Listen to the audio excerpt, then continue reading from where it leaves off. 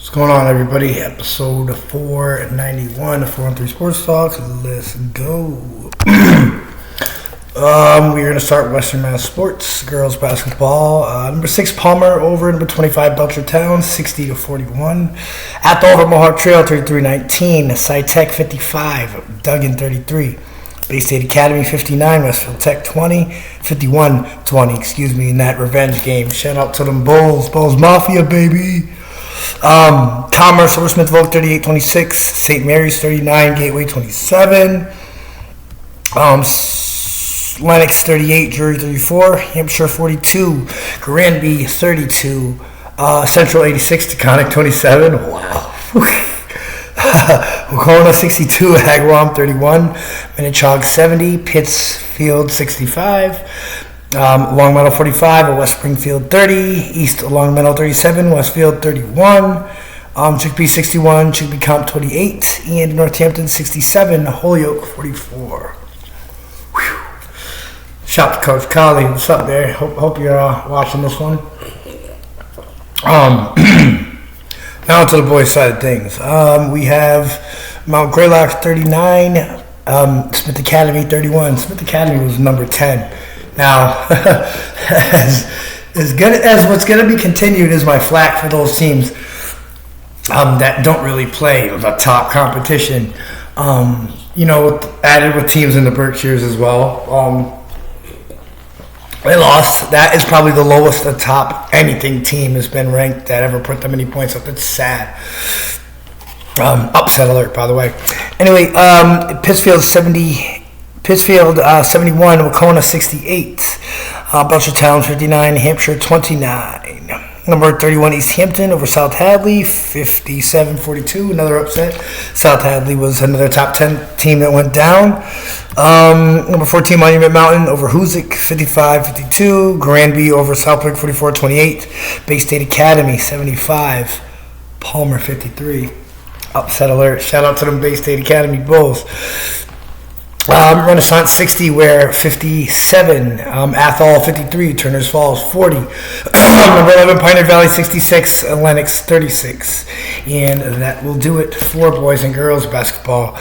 Actually, I'm sorry, we have forgive me. Drury over number 18, Greenfield 67-64, another upset alert. Number 5, Taconic over Agawam 77-46. Number 36, Frontier over Hawkins Academy. Yes, we ain't lying. 70-63.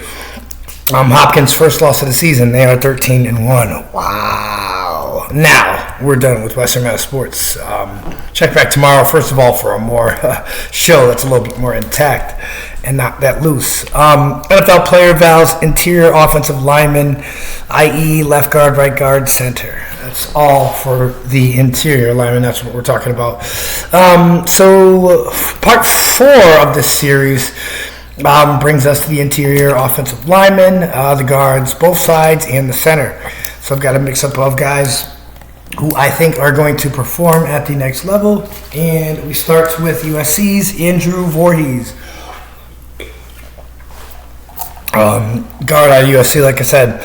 Large man under a mask that's known for his consistency and hatred towards his opponents. That is awesome. Wow, that sentence applies to Jason Voorhees. We're talking about Andrew Voorhees, right? It fits just as well for USC's Andrew Voorhees. 2022 season was his 5th year as a starter for the Trojans, and he's conceded just 11 sacks across 3,000 snaps. Let that number stick with you for a second, right? At 6'6" and over 320 pounds, the solid movement skills, it's no wonder the USC felt comfortable starting him at left tackle last year. Leverage will always be a concern in my eyes at that size, but he's as reliable as a pass and run blocker as they come. Number 9, Ricky Stromberg, center out of Arkansas. He had a year. As a tenured SEC offensive lineman, you know what you're going to get with him. He fits his hands well. He has lower body strength to hunker down versus those power rushers inside. Despite being a little stiff, he's played 100-plus snaps in each interior position, although he hasn't started at guard since 2019, we will note. Nevertheless, deficiencies in arm length, short area agility to match defenders that have a quick and huge first step, and footwork drop. He's had a tad behind other top centers in the league. Some guys that I obviously haven't mentioned that are going to get mentioned at draft day. But impressive grip, strength, and the displacement ability is also there too. That's a trait that you like to see in offensive linemen. He shouldn't have to wait too long to hear his name called, I would think, honestly. Ohio State's Luke Weipler, although not a guarantee to declare as a redshirt sophomore, Ohio State's Luke Weipler has already garnered enough attention of the NFL draft circuit. Everybody's already on him, just in case to see, is he going, is he not, he owns a lighter build at 6'3" and 300, but larger opponents naturally are going to provide him this match, so he's going to have a whole bunch of shit in his tool belt, right? Number 7, Joe Tippmann, center from Wisconsin. There are a few players high on this list with superior physical traits than Joe's. He shined his first year as a starter in 2021. One of my favorite offensive linemen back then. And although he's taken a bit step back this year, the foundation is there to be a dominant center at the next level. Tippmann's combination of size at 6'6", 317, mobility and power is very rare, landing him on probably the top of everybody's list as far as interior offensive linemen are concerned. He explodes off the snap well. He operates well as a puller and stuns defenders at the point of attack. Another thing that you like. Number 6, Cody Mock, offensive lineman out of North Dakota State. And he played every hole, by the way. Outside of a handful of snaps, Cody has exclusively played offensive tackle for North Dakota State across 5 seasons. His highlight tape is full of NFSW plays, burrowing his opponents into the dirt. Yet, with limited length, a move to guard seems destiny. Number 5, Osiris Torrance, guard from Florida. Now, here's a guy that got a bunch of experience on the line. Entered 2022 as projected top 5 interior lineman, transferring from Louisiana to Florida. Troubles with lateral mobility and stiffness have led to some poor reps, honestly. But he's still a force to be reckoned with, and I think those mistakes can be corrected. His brand of physicality fits perfectly along the interior, as size and strength overpower most defensive tackles that he's ever faced, even in the SEC. His wide frame, controlled aggressiveness, and plus run blocking make him ideal candidate for power gap schemes, which most of the league runs. Number 4, Layden Robinson, guard from Texas A&M. With Texas A&M struggling for success, their top draft prospects have received a little fanfare. Layden Robinson is one of the most physically imposing linemen in all of this class. But he can bury opponents in a phone booth with copious amounts of power. This guy is the real deal. On top of his raw strength, he possesses a swift initial burst and closer like blocking hands. Shocks opponents with the stuff that he knows at the line of scrimmage.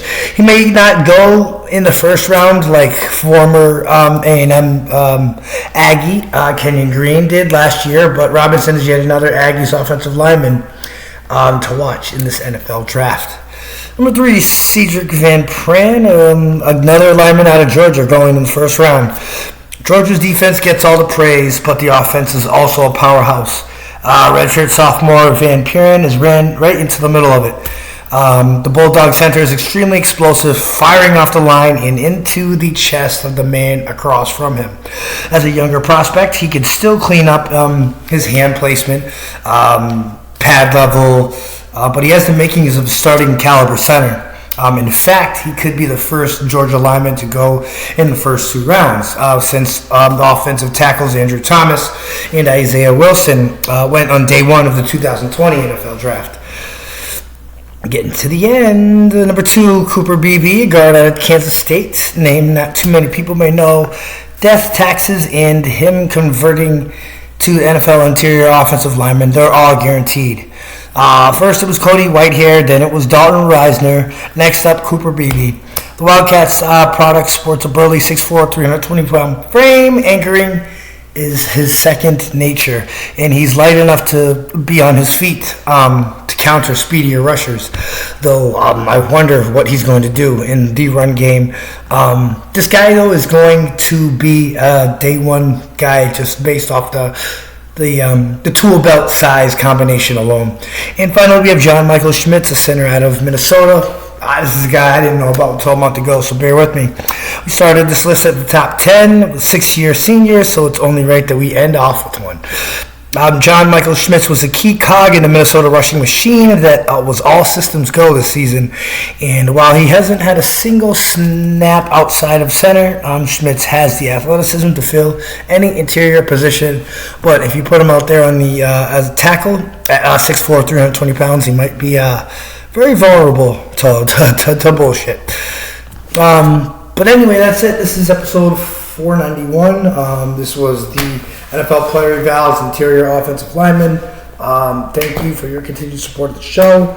Let me know what you think about this list, and leave that in the comment section. And we will see you tomorrow with episode 492.